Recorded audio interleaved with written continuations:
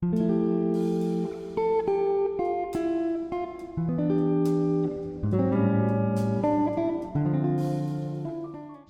saudara-saudara, renungan hari ini dengan judul, Sebuah Pertukaran. Mari kita membaca Galatia 2 ayat 20.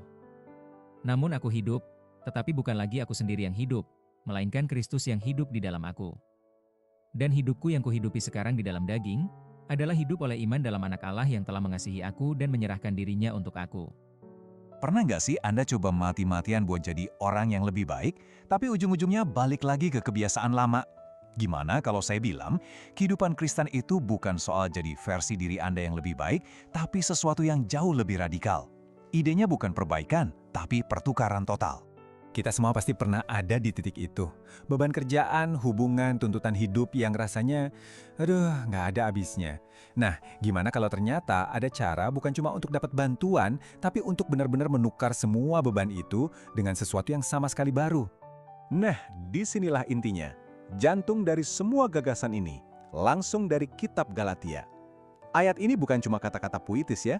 Ini adalah cetak biru untuk sebuah cara hidup yang benar-benar baru.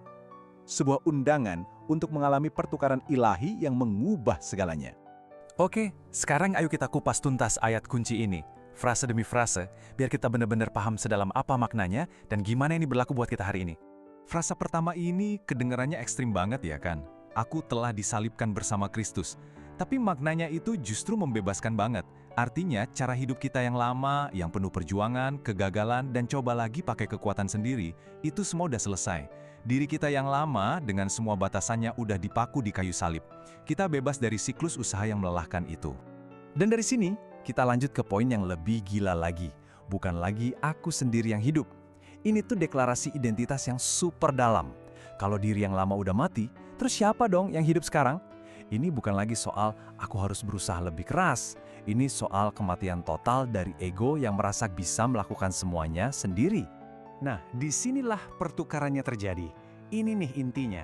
Bukan lagi sistem operasi kita yang berjalan, tapi hidupnya yang jadi sumber kekuatan, hikmat, dan kasih kita. Ini kayak upgrade total di level keberadaan kita.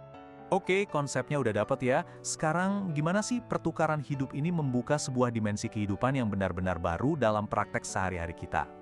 Nah, ini pertanyaan bagus banget kan? Gimana caranya konsep teologi yang gede ini beneran kelihatan pas kita lagi menghadapi masalah nyata sehari-hari? Yuk kita lihat beberapa contoh konkret dari pertukaran ini. Jadi gini, pas kita lagi ngerasa lemah, nggak mampu, dan kehabisan tenaga, kita tuh nggak disuruh buat ayo jadi lebih kuat. Bukan. Sebaliknya, kita diundang untuk menukar kelemahan kita dengan kekuatannya.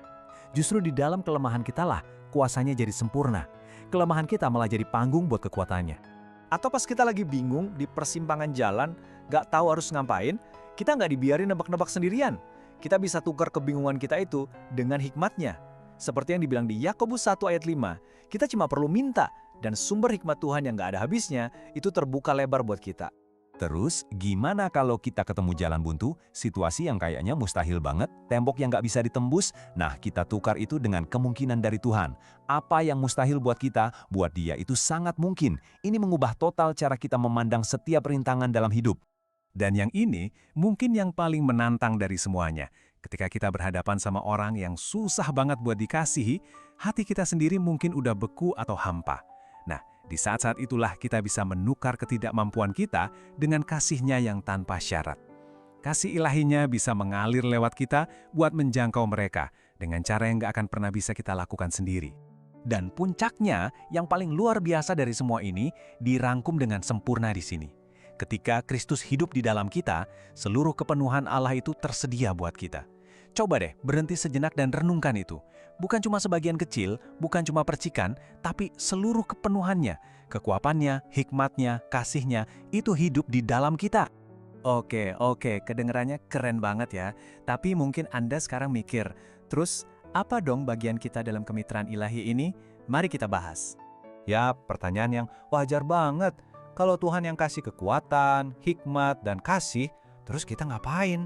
Apa kita cuma duduk manis aja nggak ngapa-ngapain? Jawabannya tuh sebenarnya simpel banget, walaupun praktiknya nggak selalu gampang. Tugas kita, seperti yang dijelaskan di Yohanes 15, adalah untuk tinggal di dalam pokok anggur. peran kita adalah untuk tetap terhubung dan membiarkan Tuhan melakukan apa yang hanya Dia yang bisa lakukan. Nah, yang seru dari kata tinggal ini tuh maknanya. Ini bukan soal bekerja lebih keras atau berusaha lebih giat, justru kebalikannya. Ini soal penyerahan diri. Bayangin deh, ini tuh kayak kita jadi penumpang di mobil, bukannya malah ngotot nyetir dari kursi belakang. Ini tentang menyerahkan kendali, melepaskan genggaman kita dari setir, dan percaya penuh sama sang pengemudi. Jadi, sebagai penutup, yuk kita pertegas lagi pesan utamanya dari semua ini, yaitu membiarkan Tuhan melakukan pekerjaannya di dalam dan melalui kita. Gampang banget loh buat kita, bahkan setelah ngerti konsep ini, buat balik lagi ke cara lama. Ya kan? Kita sering tergoda buat ngambil alih setir lagi dan mencoba melakukan sendiri apa yang sebetulnya hanya Tuhan yang sanggup lakukan. Ini tuh pergumulan nyata dan sumber dari begitu banyak kelelahan dan frustrasi kita. Jadi intinya poin paling pentingnya tuh ini, sebuah pengingat yang singkat tapi kuat.